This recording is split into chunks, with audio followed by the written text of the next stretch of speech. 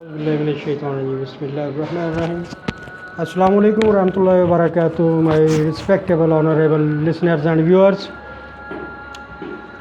امید کرتا ہوں آپ سب لوگ خیریت سے ہوں گے.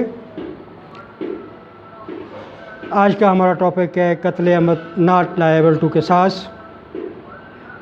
مجموعہ تعزیرات پاکستان دفعہ 306, 7 اور 9 کے تحت ہمیں کیا رہنمائی ملتی ہے کہ قصاص کی سزا کب نہیں ہوگی تو پھر کیا ہوگا, اس کے بدلے میں کون سی سزا ملے گی مجرم کو جب وہ قتل کرتا ہے, یعنی قتل عمد ناٹ لائبل ٹو قصاص. اس سے پہلے رسپیکٹفلی ریکویسٹ کروں گا کہ میرے چینل کو سبسکرائب, لائک اور ویو کریں, اپنے دوست احباب فیملی میں شیئر کریں. آپ کی سبسکرپشن میری اپریسیشن ہے, حوصلہ افزائی ہے. تو ناظرین اکرام, اس کے ساتھ ساتھ ریکویسٹ بھی کروں گا کہ اطیعوا اللہ اطیعوا رسول, follow the way of Allah and رسول حضرت محمد مصطفیٰ صلی اللہ علیہ وسلم. I pray and my best wishes for all of you as a whole of the world, whole country, community, society, for each and everyone. My best wishes and prayers for me and for all. تو ناظرین کرام, قتل عمد not liable to قصاص under section 306 Pakistan penal code کب نہیں ہوتا؟ اگر if offender is minor or insane, then قصاص should not be liable, but a تعزیر punishment should be liable in تعزیر and دیت. Number 2, where a person liable to قصاص associates with himself. A person liable to qisas associates with himself in the commission of the offense. A person not liable to qisas with intention of saving himself from qisas, he shall not exempted from qisas. Number 3, when offender causes death of his child or grandchild, howsoever. Number 4, when any wali of victim is a direct descendant, howsoever of the offender. For this explanation purpose, case reference is 2013 PCR LJ 1406. If the qisas is not liable, then the punishment will be diyat, ta'zir, or 14 years as a ta'zir imprisonment. Case references PLD 1991, Lahore 347, and another case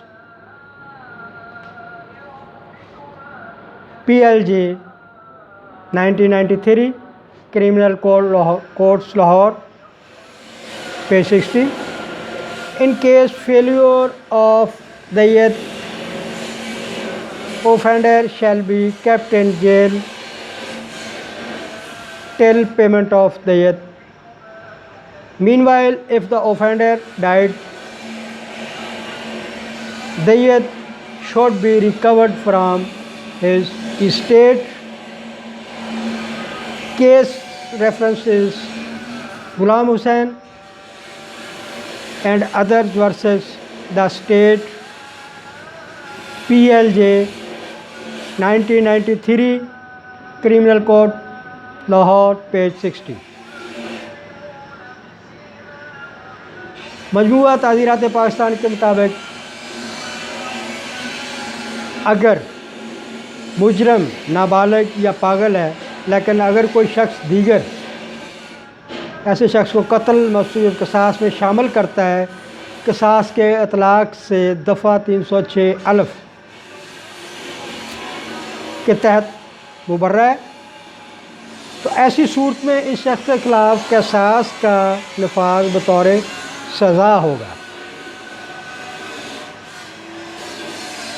اگر کوئی کسی نابالغ کو تحریک دیتا ہے، اس کو شے دیتا ہے، اس کو ورغلاتا ہے اور دے کر اس کے ہاتھ میں پسٹل دے دیتا ہے، ہلاک کرنے والے کی نیت اس پر فائر کرنے کی ترغیب دیتا ہے، نابالغ پر فائر کرتا ہے جس سے اسے بکر یا XYZ پرسن ہلاک ہو جاتا ہے، یہاں قتل عمد مستوجب قصاص ہے۔ وہ یہ عذر نہیں لے سکتا کہ اس طرح قتل کرنے والا ایک ایسا شخص تھا جو نابالغ تھا، کیونکہ نابالغ کے ہاتھ میں تو اس نے پسٹل دی ہے، دینے والے کی نیت اس دوسرے شخص کو قتل کرنے کی ہے، تو اپنے آپ کو اس سے بری ذمہ نہیں قرار دے سکتا۔ وہ نابالغ تھا، نہ سمجھ تھا، اس کو ترغیب دے کے اس کے ہاتھ میں پسٹل دے دیا کہ اس کو گولی مار دو۔ قتل کی نیت تو اس کی ہے جس نے اس کے بچے کے ہاتھ میں پسٹل دے دیا، نابالغ مائنر کے ہاتھ میں پسٹل دے دیا تاکہ وہ اس کا مطلوبہ ٹارگٹ پورا ہو سکے۔ تو نابالغ پہ تو قصاص نافذ نہیں ہوگا مگر تعزیر ہوگی۔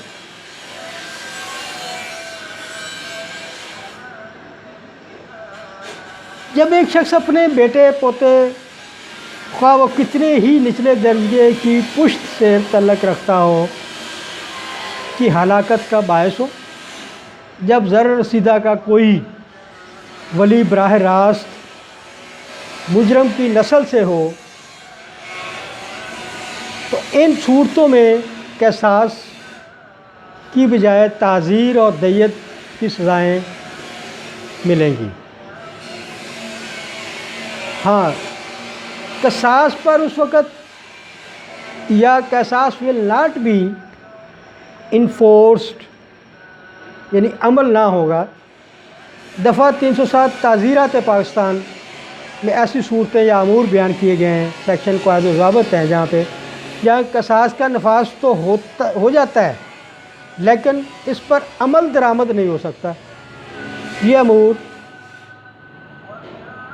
غور سے سنیے گا۔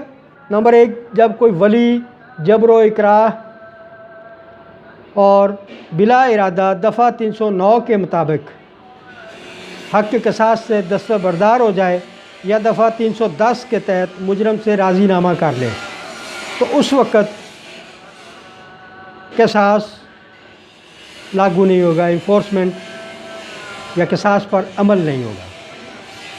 نمبر 2، جبر ضرر رسیدہ کے ولی کی موت کے نتیجے میں حق قصاص مجرم کو یا اس کے شخص کو حاصل ہو جائے جو مجرم کے مقابل کوئی حق قصاص نہیں رکھتا ہے، تو ان صورتوں میں ناظرین کرام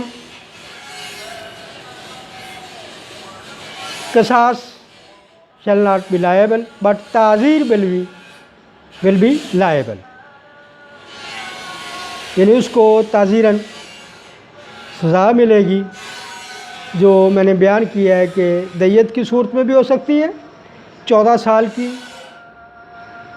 سزا بھی ہو سکتی ہے اس کو جو ایز اے تعزیر ہوگی،